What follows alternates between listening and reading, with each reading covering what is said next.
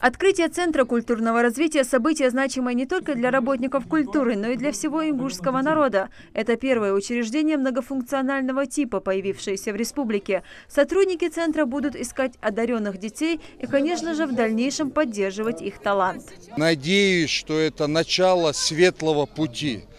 Я очень рад, здесь все рвутся в бой, родители приходят, здесь кружок вокала, здесь кружок изобразительных искусств, кружок декоративно-прикладного искусства, у нас кружок хореографии, танцы есть. Президент России поручил Министерству культуры страны к 2015 году создать в каждом малом городе Центр культурного развития. Ингушетия в числе первых субъектов, реализовавших указ Владимира Путина. Современный центр построен менее чем за год. Конечно, те кружки, которые здесь будут работать при этом центре, они дадут хороший эффект для того, чтобы дети уже с малых лет привыкли к творческой жизни, к творчеству. Красную ленту вместе с главой Ингушетии перерезали заместитель министра культуры России Георгий Перумов и дети, которые здесь будут обучаться.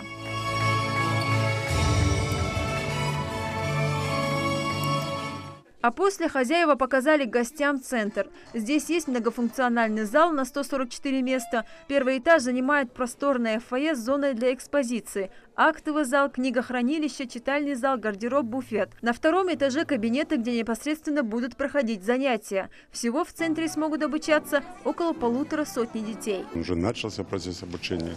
И максимально сделать так, чтобы Министерство культуры, в целом правительство республики создало условия для того, чтобы вот эти великолепные помещения в этом великолепном зале не пустовали в светлое время суток, чтобы они постоянно работали. Всего в России реализуем 39 таких центров, которые будут построены до конца 2016 года. И вот в первую пятерку Ингушетия попала, это не случайно, потому что было видно и отношение руководства республики, и всех было желание достичь результата. И мы видим этот прекрасный результат.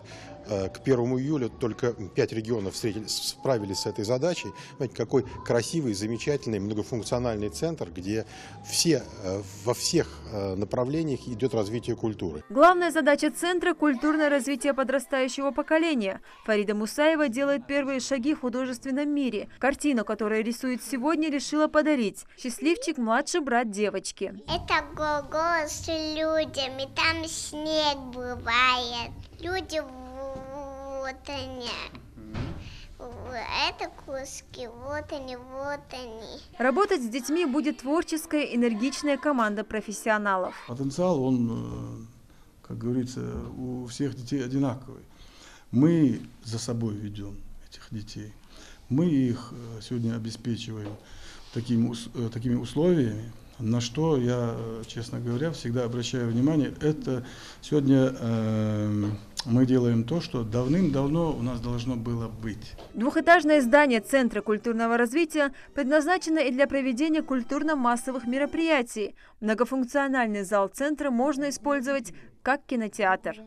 Лейла Гайсанова, Ильяс Ханиев, Гапурчах, Киев. Новости 24.